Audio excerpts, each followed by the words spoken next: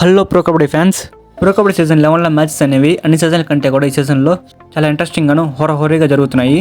Pro kabaddi season 11లో 78వ match దబండెల్లి KC versus Patna pirates మధ్య జరిగింది. ఈ మ్యాచ్ అయితే స్టార్టింగ్ నుంచి కూడా నువ్వు నేను అన్నట్టుగా పోటీ పడ్డాయి. ఫైనల్గా మ్యాచ్ పూర్తయ్యేసరికి దబండెల్లి కేసీ టీం 39 పాయింట్లు, పాట్నా పైరేట్స్ టీం 39 పాయింట్లు. ఈ మ్యాచ్ అయితే డ్రాగా ముగించుకున్నాయి. ఈ సీజన్లో టాప్ లీడర్స్గా ఉంటున్నటువంటి ఆశు మాలిక్ అండ్ దేవాంగ్ మధ్య అయితే హోరాహోరీగా జరిగింది. సో ఇప్పుడైతే మనం ఈ వీడియోలో ఇరు జట్ల యొక్క రైడింగ్ అండ్ డిఫెన్స్ ఏ విధంగా పర్ఫార్మెన్స్ చేశాయి అండ్ ఈ మ్యాచ్ తర్వాత పాయింట్స్ టేబుల్లో ఏ టీమ్స్ ఏ పొజిషన్స్లో ఉన్నాయనేది వీడియోలో క్లియర్గా తెలుసుకుందాం. వీడియోని అయితే ఎక్కడ స్కిప్ చేయకుండా చివరి వరకు చూడండి.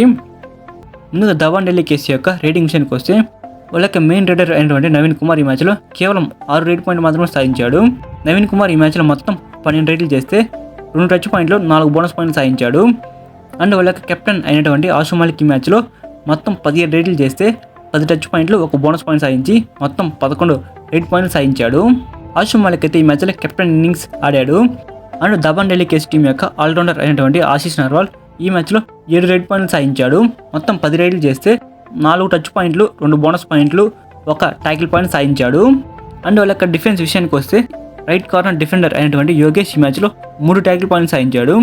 అండ్ వాళ్ళ యొక్క లెఫ్ట్ కార్నర్ డిఫెండర్ అయినటువంటి ఆశీష్ ఈ మ్యాచ్లో 4 ట్యాకిల్ పాయింట్ సాధించాడు. ఈ మ్యాచ్లో దబండెల్లి కేసీ టీం యొక్క రైడింగ్ అండ్ డిఫెన్స్ కలిసికట్టుగా ఆడారు. And next Patna pirates riding విషయానికి వస్తే ఈ సీజన్లో సెన్సేషన్గా మారినటువంటి దేవాంగ్ ఈ మ్యాచ్లో 15 రేట్ పాయింట్లు సాధించాడు. మొత్తం ఈ మ్యాచ్లో 19 రేట్లు చేస్తే 11 టచ్ పాయింట్లు 4 బోనస్ పాయింట్లు సాధించాడు దేవాంగ్. అండ్ వాళ్ళ యొక్క సెకండ్ రైడర్గా వ్యవహరించినటువంటి అయాన్ ఈ మ్యాచ్లో కేవలం 3 రేట్ పాయింట్లు మాత్రమే సాధించాడు. అండ్ వాళ్ళ యొక్క థర్డ్ రైడర్ అయినటువంటి సందీప్ ఈ మ్యాచ్లో కేవలం 2 రేట్ పాయింట్లు మాత్రమే సాధించాడు. అండ్ పాట్నా పైరేట్స్ టీం యొక్క డిఫెండింగ్ విషయానికి వస్తే అండ్ వాళ్ళ యొక్క కెప్టెన్ అయినటువంటి అంకిత్ ఈ మ్యాచ్లో 5 ట్యాకిల్ పాయింట్స్ సాధించాడు. అండ్ రైట్ కార్నర్ డిఫెండర్ అయినటువంటి శుభం షిండే 1 ట్యాకిల్ పాయింట్ సాధించాడు. అండ్ రైట్ కవర్ డిఫెండర్ అయినటువంటి దీపక్ ఈ మ్యాచ్లో 7 ట్యాకిల్ పాయింట్స్ సాధించాడు. పాట్నా పైరేట్స్ టీంలో రైడింగ్ విషయంలో దేవాంగ్ ఒకడే కష్టపడి ఆడినప్పటికీ కూడా డిఫెన్స్లో మటుకు దీపక్ అండ్ అంకిత్ మటుకు కలిసిగట్టిగా ఆడారు. ఈ మ్యాచ్ ఫస్ట్ హాఫ్ పూర్తయ్యే సమయానికి పాట్నా పైరేట్స్ టీం దబండెల్లి కేసీ టీంని ఒకసారి అలౌట్ చేసింది. దబండెల్లి కేసీ టీం పాట్నా పైరేట్స్ని ఫస్ట్ హాఫ్లో ఒకసారి కూడా అలౌట్ చేయలేదు. సెకండ్ హాఫ్లో పాట్నా పైరేట్స్ టీం దబండెల్లి కేసీ టీంని ఒకసారి అలౌట్ చేసింది. దబండెల్లి కేసీ టీం పాట్నా పైరేట్స్ టీంని సెకండ్ హాఫ్లో 2 సార్లు అలౌట్ చేసింది. ఈ మ్యాచ్ పూర్తయ్యే సమయానికి పాట్నా పైరేట్స్ టీం 39 పాయింట్లు, దబండెల్లి కేసీ టీం 39 పాయింట్లు.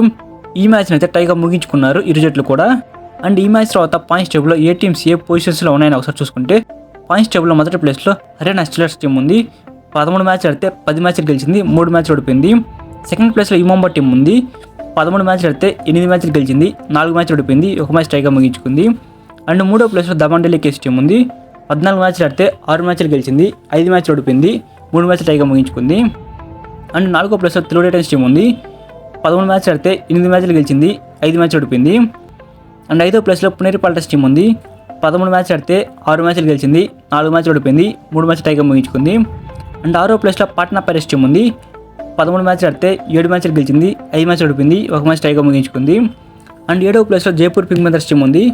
13 మ్యాచ్లు ఆడితే 7 మ్యాచ్లు గెలిచింది, 5 మ్యాచ్లు ఓడిపోయింది, 1 మ్యాచ్ టైగా ముగించుకుంది.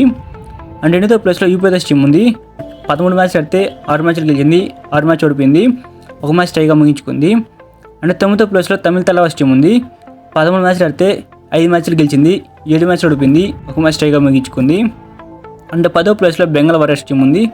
12 మ్యాచ్లు ఆడితే 3 మ్యాచ్లు గెలిచింది, 7 మ్యాచ్లు ఓడిపోయింది, 2 మ్యాచ్ టైగా ముగించుకుంది. అండ్ 11వ ప్లేస్లో గుజరాత్ జైన్స్ టీం ఉంది. 12 మ్యాచ్లు ఆడితే 3 మ్యాచ్లు గెలిచింది, 8 మ్యాచ్లు ఓడిపోయింది, 1 మ్యాచ్ టైగా ముగించుకుంది. అండ్ 12వ ప్లేస్లో బెంగళూరు బుల్స్ టీం ఉంది. 14 మ్యాచ్లు ఆడితే 2 మ్యాచ్లు గెలిచింది, 12 మ్యాచ్లు ఓడిపోయింది. సో ఇదనమాట ఈ మ్యాచ్ తర్వాత పాయింట్స్ టేబుల్లో ఏ టీమ్స్ ఏ పొజిషన్స్లో ఉన్నాయనేది. ఈ సీజన్లో ఇప్పటివరకు జరిగిన మ్యాచ్లను బట్టి ఏ టీం ట్రోఫీని గెలుస్తుందని అనుకుంటున్నారో కింద కామెంట్ చేయండి. సో ఇలానే మీరు డైలీ కబడ్డీ మ్యాచ్ అనేది పూర్తయిన తర్వాత రివ్యూని తెలుసుకోవాలంటే మన ఛానల్ని సబ్స్క్రైబ్ చేసుకొని పక్కన ఉన్న బెల్ సింబల్ని ఆన్లో పెట్టుకోండి. ఈ వీడియోకి మర్చిపోకుండా లైక్ చేసి ఈ వీడియోని మీ కబడ్డీ ఫ్రెండ్స్ ఎవరుతుంటారో వాళ్ళకి తప్పకుండా షేర్ చేయండి. Thank you for watching my video. Have a nice day guys.